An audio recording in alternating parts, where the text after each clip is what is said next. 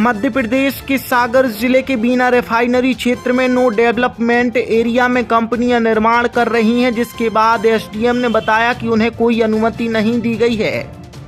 Sonu DJ tent house and all event, शादी विवाह हो या हो कोई भी कार्यक्रम, हम आपके इवेंट को बनाएंगे और भी खास। तो एक बार सेवा का अवसर जरूर दें। पता Sonu DJ tent house, Shastri बाड़, पगारा रोड, सागर, मध्य प्रदेश।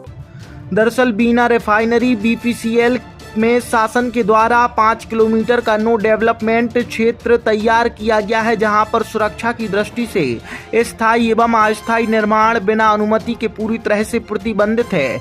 उसके बावजूद भी बीना रिफाइनरी के नो डेवलपमेंट क्षेत्र में कंपनियों के द्वारा अस्थायी निर्माण कार्य और अन्य गतिविधियां संचालित हैं, जबकि स्थानीय प्रशासन के द्वारा कंपनियों के लिए किसी भी तरह की अनुमति नहीं दी गई है। जबकि स्थानीय ग्रामीणों को नो डेवलपमेंट की वजह से स्वयं निर्माण के लिए रिफाइनरी प्रबंधन के द्वारा परेशानी का सामना करना पड़ता है। मामले में एसडीएम विजय डेहरिया ने मीडिया से चर्चा के दौरान कहा कि बीना रिफाइनरी में विस्तार का काम शुरू हो रहा है, जिसमें कई कंपनियों के द्वारा निर्माण कार्य किया जाना है और अस्थायी निर्माण के लिए कई कंपनियों के द्वारा आवेदन दिए गए हैं, लेकिन अनुमति के संबंध में अभी बैठक नहीं हुई। वहीं मामले में तहसीलदार के द्वारा पूर्व में नो डेवलपमेंट क्षेत्र में बिना अनुमति चल रहे निर्माण को लेकर नोटिस दिए जा चुके हैं। जब बीपीसीएल जो कंपनी थी, पूर्व में जब इसका निर्माण हो रहा था 2008-9 में कलेक्टर महोदय के द्वारा एक निषिद्ध क्षेत्र घोषित किया था, जो 5 किलोमीटर के दायरे में बीपीसीएल का कोई भी ग्राम हो, किसी भी प्रकार की व्यावसायिक गतिविधि के लिए या फिर हम आवासीय गतिविधि या कृषि गतिविधि के लिए एसडीएम की अध्यक्षता में एक कमेटी बनी हुई है, उससे अनुमति लेना आवश्यक है।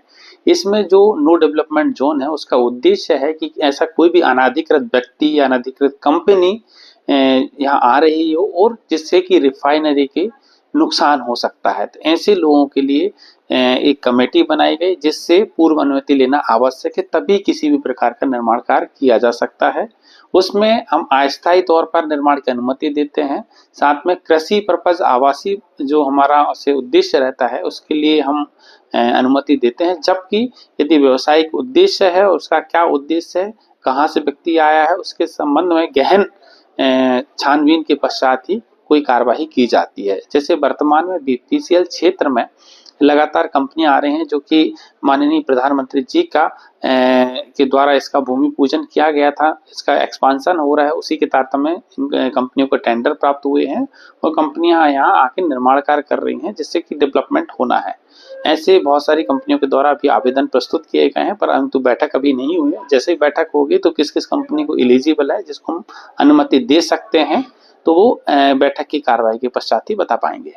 लेकिन लगातार सर उसके बावजूद भी सर निर्माण कार्य वहाँ पे जारी है, तो इसकी क्या अनुमति होती है? नहीं, ऐसी अभी तक हमारे कार्यालय से कोई भी उसे किसी कंपनी को अनुमति जारी नहीं हुई है। पूर्व में कुछ हमारे कृषि पर्पज के लिए उसे अनुमति जारी हुई थी, पर वो किसी कंपनी को नहीं, व्यक्तिगत उसे किसानों के लिए जारी की गई थी। किसी प्रकार की कंपनी का भी जारी नहीं किया गया है। पुष्पेंद्र सिंह ठाकुर, सागर एक्सप्रेस न्यूज बीना।